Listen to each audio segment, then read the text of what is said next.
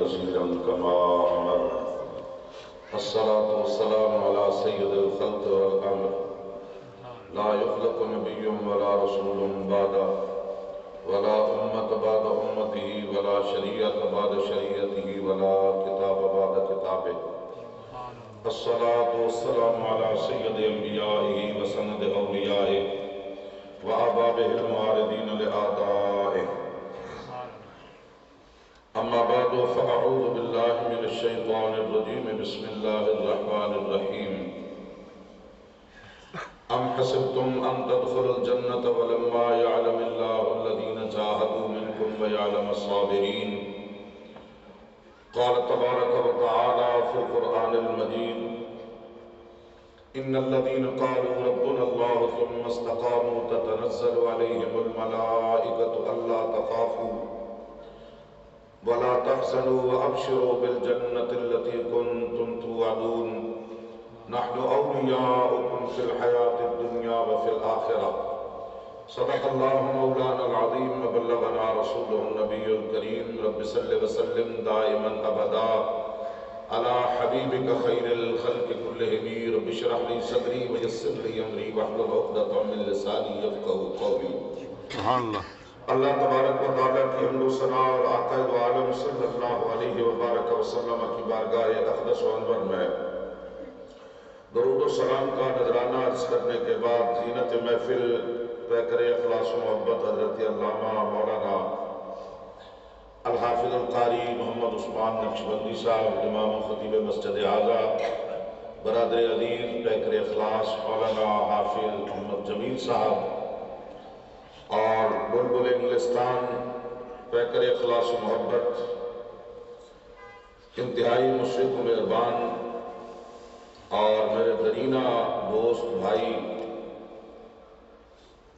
جناب حافظ محمد عبدالقادر صاحب نشائی دامت برکاتہ العالیہ، اور ابھی آپ نے سماعت کیا ہمارے نوجوان فاضل علامہ مولانا محمد علی صاحب. اللہ رب العزت ان حضرات کے علم و فضل میں، نطق و لسان میں، خدمات دینیہ میں بے پناہ برکتیں عطا فرمائے. آج کی اس عظیم الشان محفل کے انعقاد پر اس عظیم الشان خوبصورت مسجد کی انتظامیہ، نمازی حضرات اور جملہ معاملین جن کے تعاون سے اس پروگرام کا انعقاد ممکن ہوا، اللہ تبارک و تعالیٰ سب کو دارین کی عزتیں عطا فرمائے. تاریخی اعتبار سے آج 10 محرم الحرام کا دن ہے برطانیہ میں، اور وقت کے لحاظ سے مغرب قریب ہو رہی ہے، عصر کا وقت ہے. کربلا کے مقتل میں اگر جھانک کے دیکھا جائے تو یہ وہ لمحات ہیں جب فطرت پیغمبر خاک و خون میں اللہ اور اس کے رسول جل جلالہ صلی اللہ علیہ وسلم کے دین کی آبیاری اور سربلندی کے لیے اپنی جانوں کے نذرانے پیش فرما چکے تھے. اور یہ شام جس کو کچھ لوگ اپنی زبان میں پتہ نہیں کیا کہتے ہیں، لیکن میں تو اسے ہمیشہ شام شہیدہ ہی کہا کرتا ہوں. شام غریبہ کچھ اور ہوتی ہے، وہ پتہ نہیں کیا ہے، لیکن یہ شام شہیدہ ہے. اور بہت تھوڑا سا وقت ہے میرے پاس، بالکل انتہائی تیزی کے ساتھ اور اختصار کے ساتھ میں نے کچھ معلومات عرض کرنی ہے. انگلش کی مجھے زیادہ اپروچ نہیں ہے، لیکن علامہ صاحب نے جو بات کی وہ ذکر امام عالی مقام رضی اللہ تعالیٰ عنہ سے بڑھ کے فکر امام عالی مقام رضی اللہ تعالیٰ عنہ کی بات کر رہے ہیں. جہاں تک میں سمجھا ہوں، حضرت امام عالی مقام رضی اللہ تعالیٰ عنہ کا کربلا کے مقتل میں آنا، ایک تو یہ جو فکر اور تصور دیا جاتا ہے کہ اصحاب رسول کہا، میں نے کہا امام علی مقام رضی اللہ تعالیٰ عنہ کوفیوں کے خطوط پر ان کے شیخ اور پیر اور راہبر کے طور پہ آ رہے ہیں. امام علی مقام کوفے کی طرف جنگ کی غرض سے نہیں تشریف لا رہے. اگر جنگ کی غرض سے آتے تو وہ میرے آقا کے صحابہ جو حضور علیہ السلام کی عطرت پہ اپنی جان چھڑکا کرتے. یہ کیسے ہو سکتا ہے؟ آپ مکے سے چلتے تو اہل مکہ بھی آپ کے ساتھ ہوتے، مدینے سے چلتے تو اہل مدینہ بھی آپ کے ساتھ ہوتے. آپ مدینہ سے مکہ تشریف لاتے ہیں، مکہ سے آپ کوفہ کی طرف جب رخت سفر باندھتے ہیں. اور پھر دوسری بات یہ کہ اہل بیت نبوت کے، عطرت پیغمبر کے واقعہ کربلا میں شہید ہونے والے افراد کی تعداد 19 ہے. عطرت پیغمبر جو ہے آل رسول جن کو آپ اور حضرت امام علی مقام رضی اللہ تعالیٰ عنہ کو جو خونی رشتہ دار ہے ان کی تعداد 19 ہے. اب یہ 72 جو ہے یہ UK سے نہیں گئے تھے، یہ مصطفیٰ کے صحابہ ہی میں سے تھے، یہ انہی کی اولادیں تھی. اور اونچی کہہ دیجیے سبحان اللہ. یہ برطانیہ سے جانے والے لوگ نہیں تھے، یہ رسول اللہ صلی اللہ علیہ وسلم کے صحابہ ہیں. اور یہ صحابہ جنگ کے لیے نہیں بلکہ خاندان نبوت کی خدمت کے لیے ساتھ موجود تھے. یہ بات بھی ذہن میں رہے. یہ خدام کے طور پہ تھے. اور حضرت امام علی مقام رضی اللہ تعالیٰ عنہ جب وہاں پہنچے تو یہ واقعات آپ نے سن رکھے ہیں. حضرت مسلم بن عقیل کے خطوط جوابی خط وہاں پہنچے، حالات و واقعات کو حضرت امام علی مقام رضی اللہ تعالیٰ عنہ کے لیے پیش کیا، بیان کیا.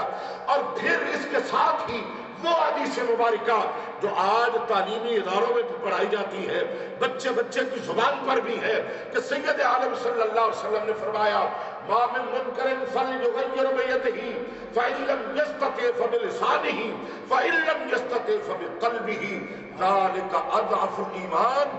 جب تم برائی کو، بدی کو، جب تم برائی کو دیکھو تو کیا کرو؟ تماشبین بن جاؤ. کیا کرو؟ وہاں سے بھاگ جاؤ. فرمایا جب برائی کو دیکھو فَإِن لَمْ يَسْتَطِعْ مَا مِن مُنْكَرٍ فَلْيُغَيِّرْ بِيَدِهِ. اس کا راستہ روکنے کے لیے میدان میں نکلو، قوت بازو سے برائی کا راستہ روکو.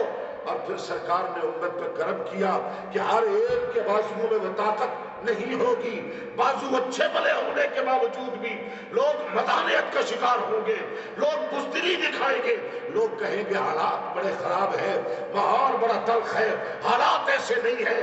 لیکن حالات اسلام کے لیے کبھی بھی، مسلمان کے لیے کبھی بھی نہ سازگار تھے، نہ ہے، نہ ہوں گے. اور وہی مومن ہے جو ہر حالت میں اعلی کلمت الحق کے لیے میدان میں اترتے ہیں. سبحان اللہ، سبحان اللہ، سبحان اللہ. حالات کی کیا بات ہے، حالات اچھے نہیں تھے تو نبی اکرم صلی اللہ علیہ وسلم نے فرمایا ما من منکر فلیغیر بیدہ. برائی کو دیکھو تو قوت بازو سے روکو. اب برائی کیا ہے، بدی کیا ہے، خرابی کیا ہے؟ کیا کبھی آپ نے یہ بات سنی کہ یزید نے کعبۃ اللہ کی امامت کے مصلی پہ قبضہ کر لیا تھا؟ نہیں. کہ وہ کعبۃ اللہ کا امام بن کھڑا تھا. امام علی مقام رضی اللہ تعالیٰ عنہ نے دیکھا کمال ہو گئی، میں نے تو سنا ہے یہ شراب پیتا ہے. یزید کی جو خصائل قبیحہ جو حضرت امام علی مقام تک پہنچے، جس کی وجہ سے آپ نے اس کا خروج کیا، انکار کیا. اور یہ تو پھر اگر یہ بات نہ ہو تو پھر وہ جو کھٹمل لوگ کہا کرتے ہیں یہ دو شہزادوں کی بات تھی. میں نے کہا ایک تو شہزادہ ہے، وہ حیدر کرار کا بھی شہزادہ ہے، خاتون جنت کا بھی شہزادہ ہے، ساقی کوثر کا بھی شہزادہ ہے، وہ ساری کائنات کا، سرکار کی امت کا، بلکہ الحسن والحسین سیدہ اور شباب اہل الجنہ، وہ سارے جنتیوں کا شہزادہ ہے. تو یہ شہزادوں کی اور اقتدار کی بات نہیں. ایک ہوتا ہے اقتدار، ایک ہوتا ہے اقدار. یہ اقتدار کی بات نہیں، اقدار کی بات تھی، دینی اقدار کی بات تھی. اب یزید کے بارے میں جن لوگوں نے حوالہ ہاتھ رکھا ہے، شہادت امام علی مقام رضی اللہ تعالیٰ عنہ کے بعد تو اس کی خواستیں پھر کھل کے آنے لگی نا. حرم کعبہ کو بھی پامال کیا، حرمت مسجد نبوی اور کعبہ اور حرمت اور حرم نبوی کی حرمت کو بھی پامال کیا. مکے اور مدینے میں صحابہ کرام علیہم رضوان کی اولادوں کو، اصحاب رسول کو بے درخت کو دیکھ کیا اور مدینے کو 10 روز کے لیے اپنی فوج میں گھما کر دیا. یہ خباستیں تو بعد کی ہیں، لیکن جو پہلے کی بات ہے، جو حضرت امام علی مقام رضی اللہ تعالیٰ عنہ تک بات پہنچی، جس کی بنیاد پر امام علی مقام نے اس کی بیعت کا انکار کیا. یزید کعبے کے مصلی پہ بھی نہیں آیا تھا، یزید نے مسجد نبوی کے منبر کے مصلی پر بھی قبضہ نہیں کیا تھا. تو ادھر وہ بیٹھا رہتا ہے، ادھر یہ بیٹھے رہتے ہیں. کچھ لوگ یہ مشورہ دیتے ہیں. میں نے کہا ہاں، تیری سوچ اپنے پیٹ میں ہے، تیری سوچ اپنے انداز کی ہے. وہ جس کی رگوں میں حیدر کرار کا خون ہو، جس نے سرکار کے لبوں کو چوسا ہو، جو سیدہ فاطمہ الزہرا کا نوری شیر پینے والا ہو، وہ مولا کائنات جو اکثر یہ بات فرمایا کرتے اگر جان پہ بنے، توجہ ہے جی، اگر جان پہ بنے، جان خطرے میں ہو تو پھر کیا کیا جائے؟ مولا کائنات فرماتے اگر جان خطرے میں ہے مال لٹا کر جان بچا لو، اور اگر ایمان خطرے پہ ہے جان لٹا کر ایمان بچا لو۔ سبحان اللہ سبحان اللہ۔ میں پھر عرض ریپیٹ کر دیتا ہوں، دوہرا دیتا ہوں یہ جملہ، جب جان خطرے میں ہوتی ہے، جان خطرے میں ہوتی ہے تو حافظ صاحب قبلہ پھر مال لٹائے جاتے ہیں، جان بچانے کے لیے وطن لٹائے جاتے ہیں، جان بچانے کے لیے مال خرچ کیے جاتے ہیں، لیکن جب ایمان خطرے میں ہوتا ہے، اور یہ وہی جان ہے جس کو ایمان کی حلاوت نصیب ہے، سبحان اللہ۔ جس کو اسلام ٹرے میں رکھ کر ملتا ہے، جس کو پلیٹ میں سجا کے ملتا ہے، اسے ایمان کی حلاوت اور قدر و قیمت کی کس قدر قدر و قیمت وہ ممکن ہے، اور وہ کہ ایمان و اسلام جن کے گھر میں پرورش پا رہا ہے۔ سبحان اللہ سبحان اللہ۔ آپ ذرا منظر دیکھیے نا، جس قلب اطہر پر، سرکار کے سینہ مبارک پر قرآن اتر رہا ہے، اسی چھاتی کے اوپر حسین گھیر رہا ہے۔ سبحان اللہ سبحان اور اللہ۔ میں تو یہ کہوں گا کہ قرآن و حسین سے، حسین چھاتی کے اوپر ہے، قرآن سرکار کے قلب اطہر، سرکار کی چھاتی کے اندر اتر رہا ہے۔ معلوم ہوا قرآن اور حسین کی یاری ہی بڑی پرانی ہے، نسبت اور تعلق ہی بڑا پرانا ہے۔ ادھر کربلا کے مقتل نے جب امام علی مقام کو صدا دی، تیرے لیے خطبے مؤخر کیے جاتے رہے، سجدوں کو لمبا کیا جاتا رہا۔ آج اللہ اکبر، اور پھر بندہ جب بیمار ہو جاتا ہے کہ بلڈ کی ضرورت ہے، اسلام کو بھی بلڈ کی ضرورت ہوتی ہے۔ آج کہا جاتا ہے اسلام زندہ ہوتا ہے ہر کربلا کے بعد۔ میں نے کہا وہ کربلا تو گزر گئی، اب جب کربلا کی بات آتی ہے تو بہت سارے لوگوں کی ٹانگیں کانپنا شروع ہو جاتی ہے۔ حالات بڑے تلخ ہیں، ایسا نہیں ہونا چاہیے۔ ذرا حول اللہ سے گفتگو کی جائے، وہ خاص طور پہ ہمارا بابا تھا نا، سبحان اللہ، تو کہہ دو نا آپ تو دنیا سے چلا گیا ہے نا، جن کا بابا جانے کے بعد تو قدر کرتے ہی ہے نا۔ ہولی بات کی جائے، میں نے کہا ٹھیک ہے کر لیں گے، لیکن اسلام زندہ ہوتا ہے اور کربلا کے بعد بات ہولی کیسی کہیں گے ویسی کر لیں گے۔ ہم کوئی پاگل نہیں ہیں، جیسی چوائس جیسی ضرورت۔ جب اسلام کو پھیلانے کی بات ہوتی ہے پھر محبت ہے، پھر ادعو الی سبیل ربک بالحکمہ والموعظۃ الحسنہ وجادلھم باللتی ہی احسن۔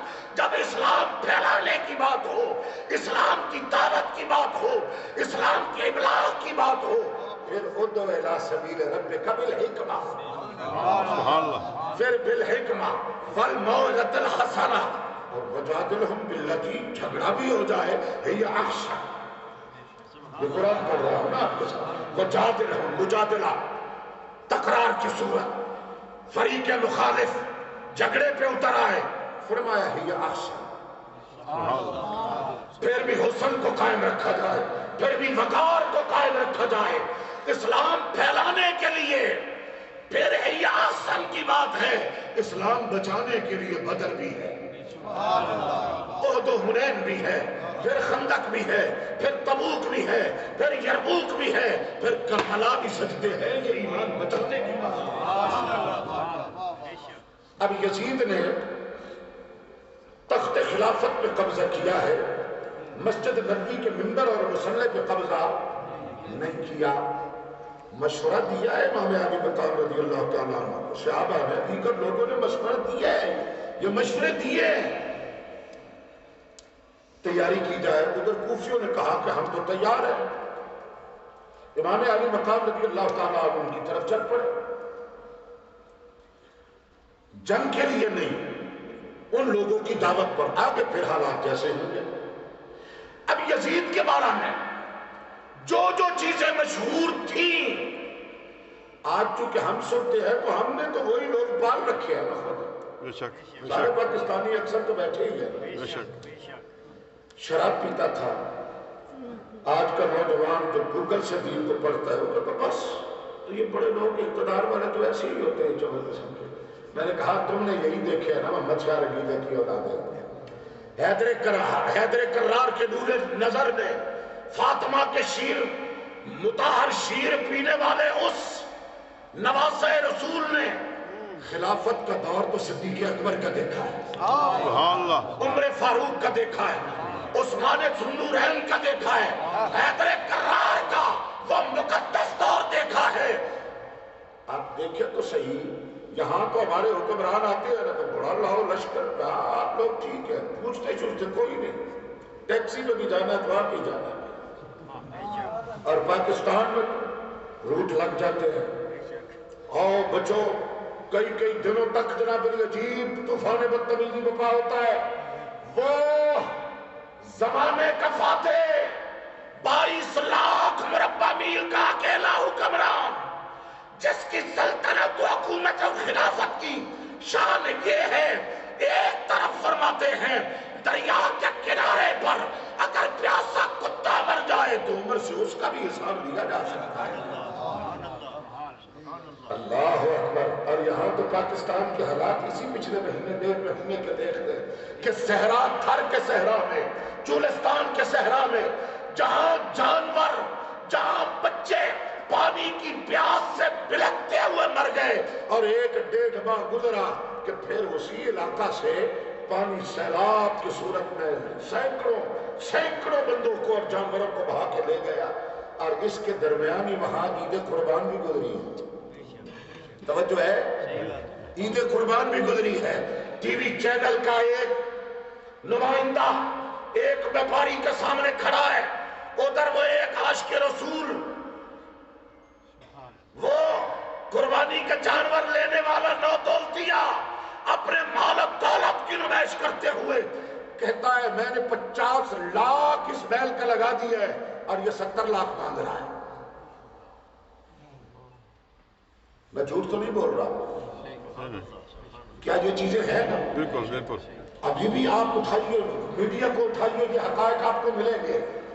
سنا ہے کہ جانور قیامت کے دن سرکار نے فرمایا اپنے سینگوں سمیت، اپنے بالوں سمیت، اپنے کھروں سمیت آئے گا، اور ایک ایک بال کے بدلے ایک ایک گناہ معاف ہوتا ہے، ایک ایک نیکی اور ایک ایک درجہ بلند کیا جاتا ہے۔ میں نے کہا سرکار نے سچ فرمایا، ایسا ہی ہے، لیکن چولستان کے صحرا میں وہ مرنے والے جانوروں کے جسموں پر نبال تو تھے۔ کیا یہ تیرا جانور اور وہ بچے جو وہاں مر گئے اور تو اپنی دولت کی امار دکھاتا رہا کہ میں نے 50 لاکھ اس جانور کا لگا دیا ہے، اور جب مالک سے پوچھا یار اتنے پیسے کیوں، کہنے لگا اس لیے کہ یہ روزانہ 10 کلو دودھ پیتا ہے، 20 کلو تازہ فریش فروٹ کھاتا ہے، اتنی فلاں چیز، اتنی فلاں چیز۔ میں نے کہا اسی خطہ اور علاقہ میں عجیب صورتحال کہ غریب کا بچہ پانی اور ادویات سے تڑپ کے مر گیا، اور ادھر دولت مند جو ہے وہ قربانی کے نام پر لاکھوں کروڑوں لٹاتے رہے۔ کیا قیامت کے دن یہ تیرا بکرا اور بیل جائے گا تو وہ جانور صحرا سے اٹھ کے نہیں آئیں گے؟ وہ بچے نہیں آئیں گے؟ یہی وہ فرق تھا۔ امام علی مقام رضی اللہ تعالیٰ عنہ نے جب وہ منظر دیکھا کہ وہ سیدنا فاروق اعظم بیت المقدس کی چابیاں لینے کے لیے جب فاتح اعلی شان سے جا رہے ہیں، وہ دنیا کا فاتح جب اس طرف بڑھ رہا ہے، اس طرف بڑھ رہا ہے، 17 پیوند لگی ہیں جس پہ جو لباس پہنا ہے، لاؤ لشکر نہیں ہے، اقتدار کا نشہ نہیں ہے، مال و دولت کو اپنے اقتدار کی اور بابا کے لیے استعمال نہیں کیا۔ یزید ایسے کرنے لگا۔ امام علی مقام رضی اللہ تعالیٰ نے فرمایا میرے ہوتے ہوئے اللہ، یہ مسجد کی امامت تو امامت صغرا ہے، مسلمانوں کی امامت امامت کبرا ہے۔ سبحان اللہ۔ میں امامت صغرا کے لیے آج بھی مساجد کی انتظامیہ کرنا چاہیے، درست ہے کہ بندہ صحیح العقیدہ ہو، صحیح العمل ہو، متشرع ہو، اچھا حافظ و قاری ہو، بہترین پاک باز، اچھی سوچ و فکر کا حامل، وہ امام تاکہ سکون آئے نا باز میں، آواز اچھی ہو، خوشران ہو، یہ چیزیں کرتے ہیں امامت صغرا کے لیے۔ تو امامت کبرا، وہ امامت کبرا امام علی مقام رضی اللہ تعالیٰ عنہ میدان میں اترے اور اس کا مدعا و مقصد یہی تھا کہ احیاء دین نبی اکرم صلی اللہ علیہ وسلم کی، اور وہ حدیث میں پوری کر کے گفتگو مکمل ٹائم چکے، مغرب کا ٹائم ہے، اس میں گنجائش تو ہوتی نہیں ہے۔ نبی کریم صلی اللہ علیہ وسلم نے فرمایا قوت بازو سے روکو، اور اگر یہ نہ ہو سکے پھر زبان کی طاقت سے روکو، اور اگر یہ بھی نہ ہو سکے تو فرمایا پھر دل سے برا جانو، لیکن الا خبردار ذالک اضعف الایمان، یہ تمہارے ایمان کا ادنا درجہ ہے، ادنا درجہ، آخری درجہ۔ تو اس حدیث پاک کی روشنی میں حضرت افسر قبلہ ایمان کے 3 درجے ہوئے۔ پہلا درجہ برائی کو قوت بازو سے روکنا، پہلا درجہ ایمان کا، دوسرا زبان سے، اور تیسرا فرمایا پھر دل سے برا جانو اور وہاں سے خود کو الگ کر لو۔